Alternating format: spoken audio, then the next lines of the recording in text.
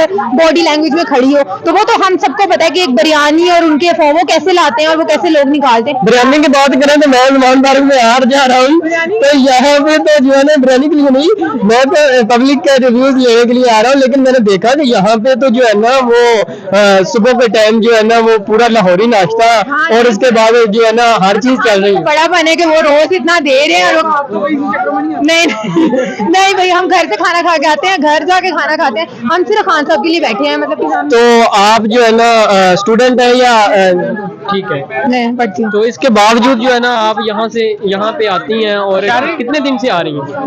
मैं 2 दिन हुए हैं, मतलब पहले एक दिन आई हूँ और अब आई हूँ, क्योंकि मैं सऊदीया थी तो मैं अब आई हूँ, तो इसलिए मैं मौका अब मिला आने का। मतलब मौका मिल गया, आप आती जाती रहेंगी इंशाल्लाह अब तो आते रहेंगे। तो खान साहब के बारे में क्या रिव्यूज है? खान साहब के बारे में मैं उनकी सपोर्टर हूँ 2005 से, मैं सोशल मीडिया पीटीआई की ट्विटर टीम में भी हूँ, तो मुझे तो इतना पता है कि हम ग्राउंड रियलिटीज देखते हैं, शायद जो आम लोग